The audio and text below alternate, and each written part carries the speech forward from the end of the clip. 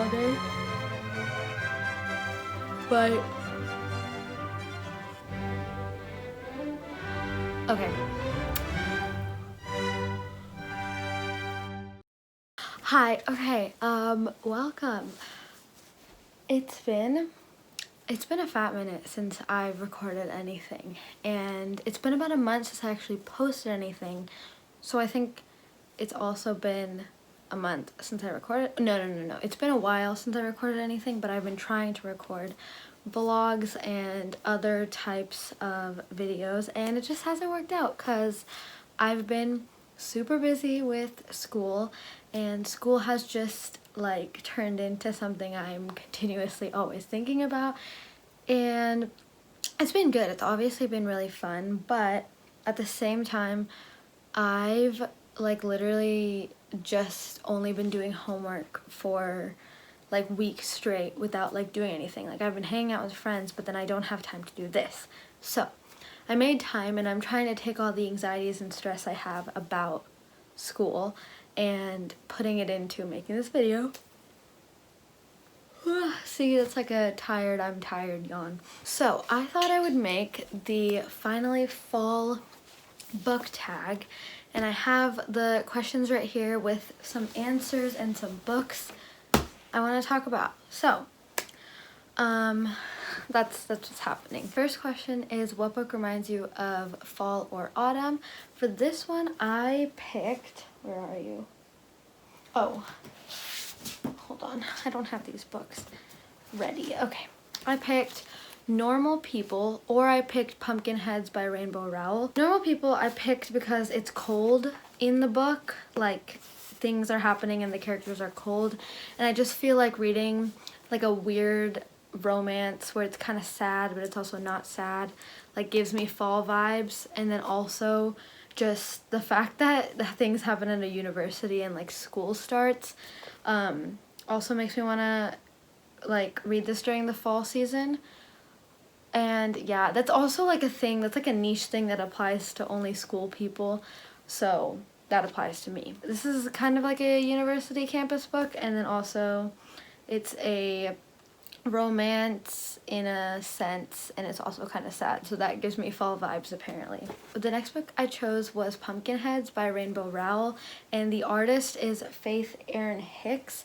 And okay, I do not agree with anything that Rainbow Rowell has done. So Rainbow Rowell has definitely encouraged a lot of stereotypes of minorities, so I don't agree with any of her books, but I do agree with Faith Erin Hicks, who's the artist for this book, and I think she's the one that made this entire book into a fall book, and like the vibes that she gave me through this book were super fall autumn vibes. Not because of Rainbow Rowell, I'm literally just choosing this book because of the artist. The next question is, what is your favorite autumnal book cover?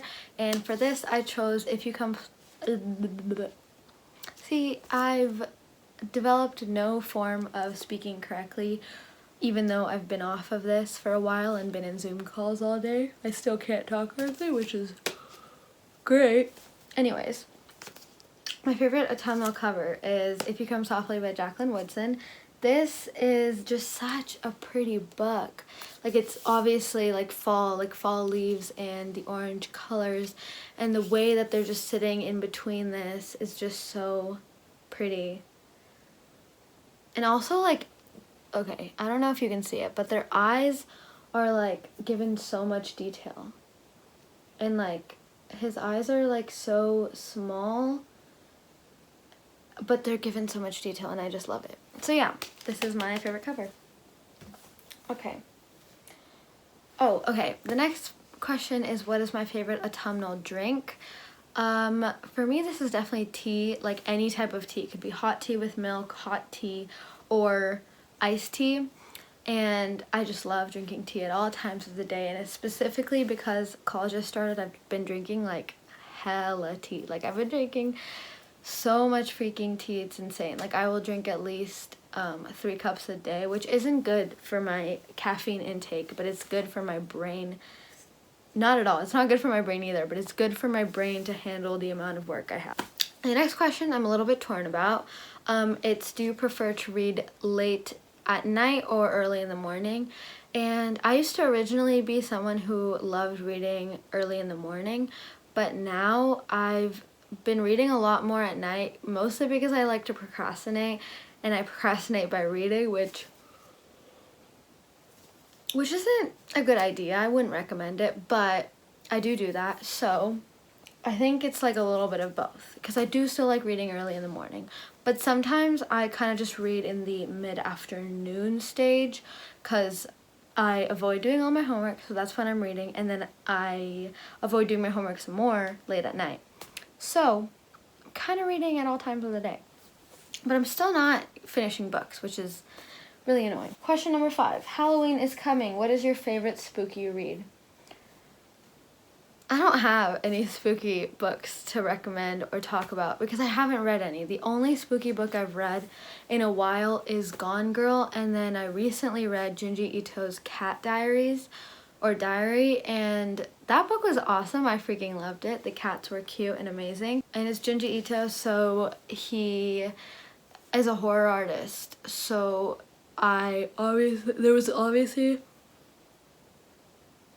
there's obviously a horror aspect to it, but it wasn't scary. So I wouldn't like recommend it, but also I would, because if you want to look at cute cats and then also like the drawings of someone who is a horror manga artist, I would recommend it. And it's Junji Ito. Everybody loves him.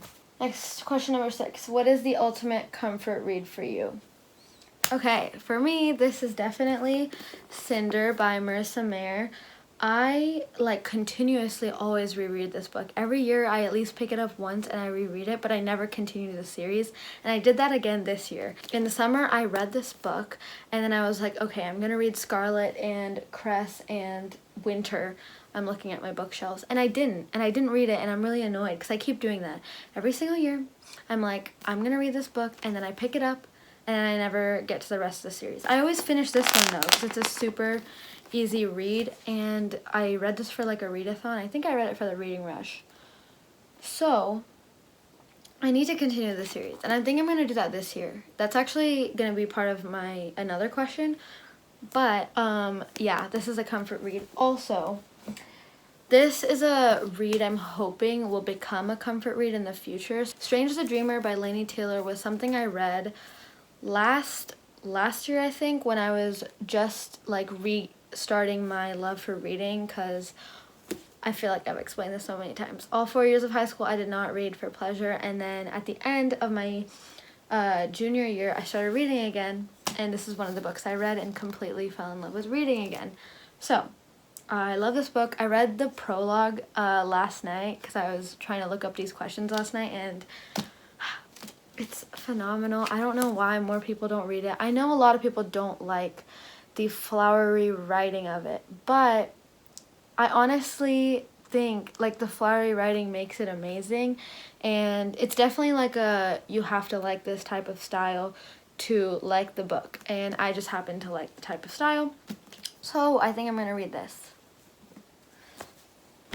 Oh, that wasn't the question. That wasn't the answer. I think that this is going to be my comfort read. Question number 7. What is my favorite autumnal reading snack? This is a little bit of a weird one, so I have a couple.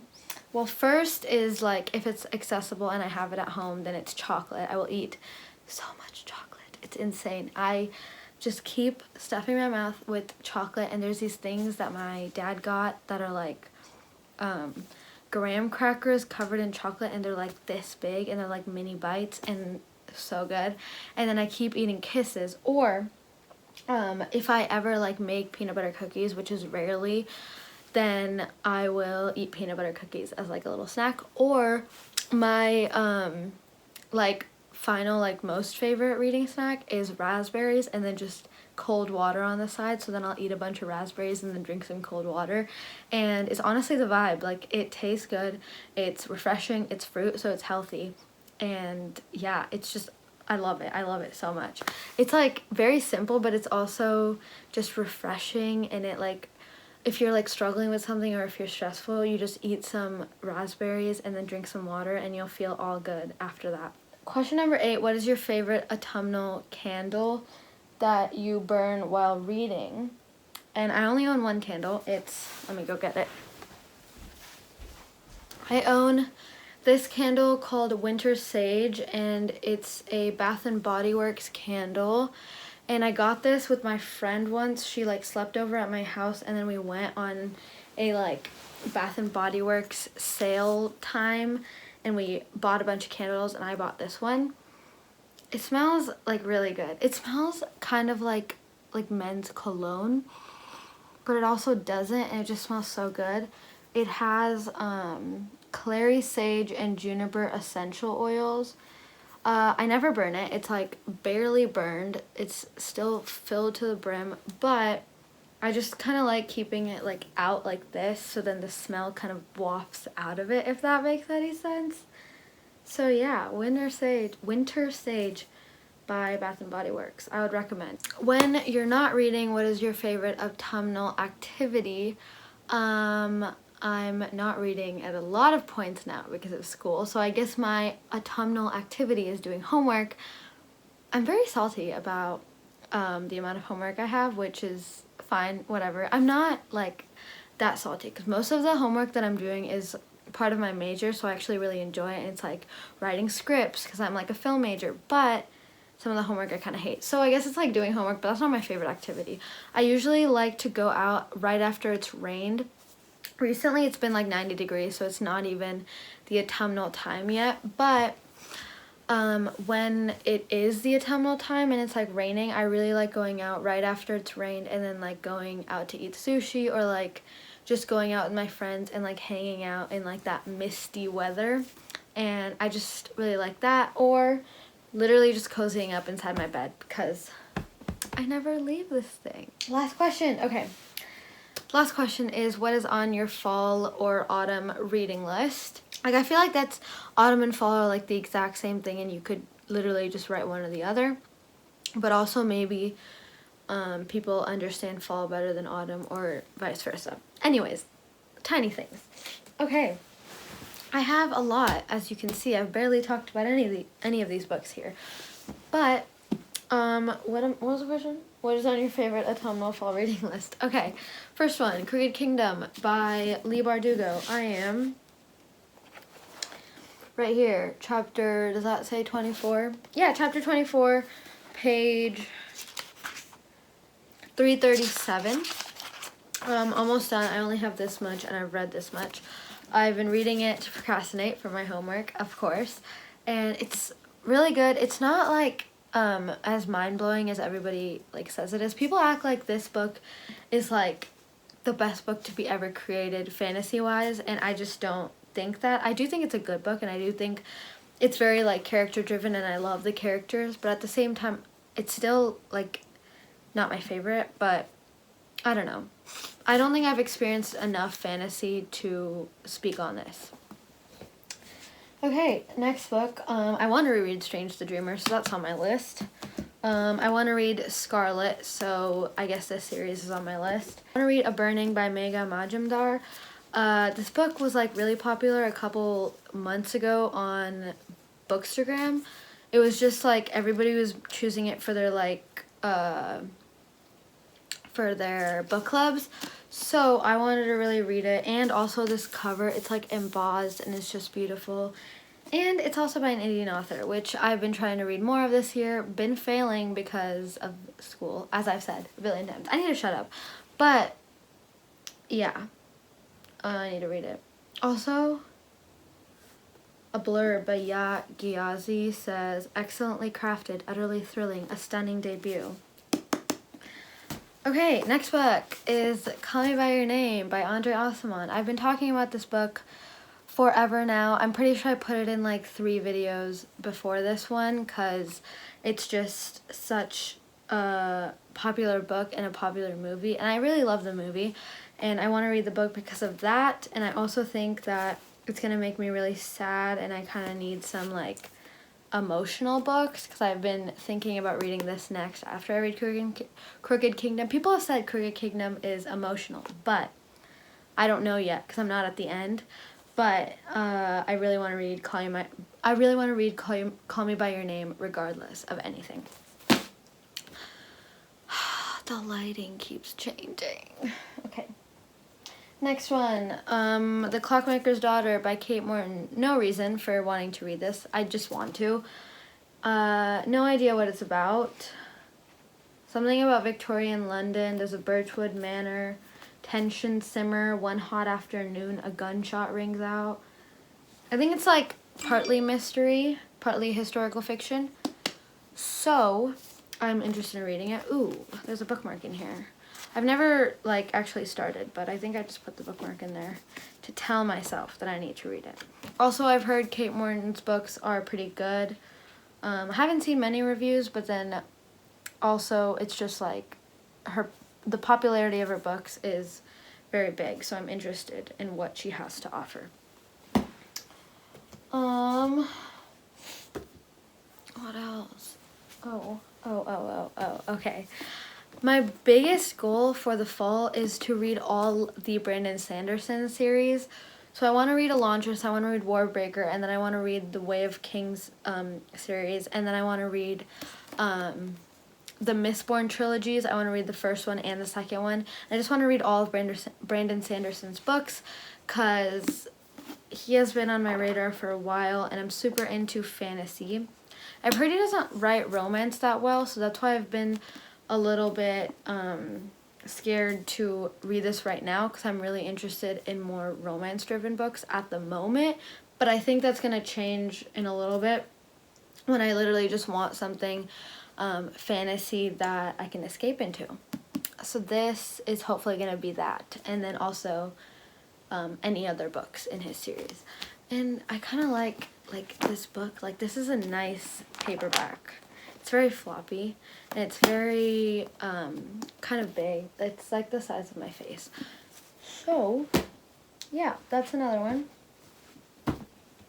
As you can see, I'm not very organized for this video. But, oh, okay.